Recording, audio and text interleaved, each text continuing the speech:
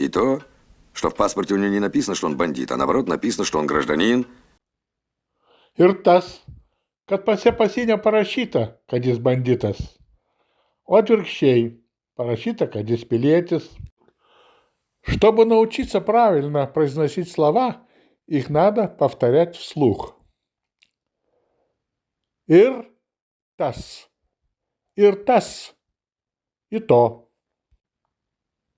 Kad pase. Kad pase. Что в паспорте. Паспорт – пасas. Pas jį. Pas jį. У него.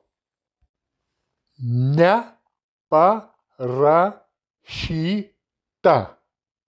Не парашита. Не написано. Писать – рашите. Kad jis.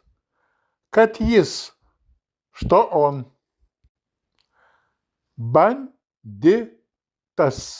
Бандитас. Бандит. К литовским словам, которые оканчиваются на согласную, прибавляется окончание, в данном случае ас.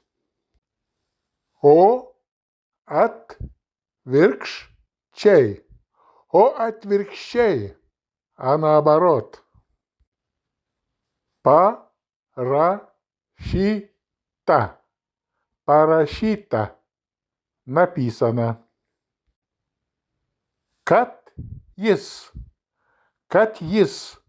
Что он. Пилетис. Пилетис. Гражданин. И то, что в паспорте у него не написано, что он бандит, а наоборот написано, что он гражданин. Ir tas, kad pase pasinė parašyta, kad jis banditas.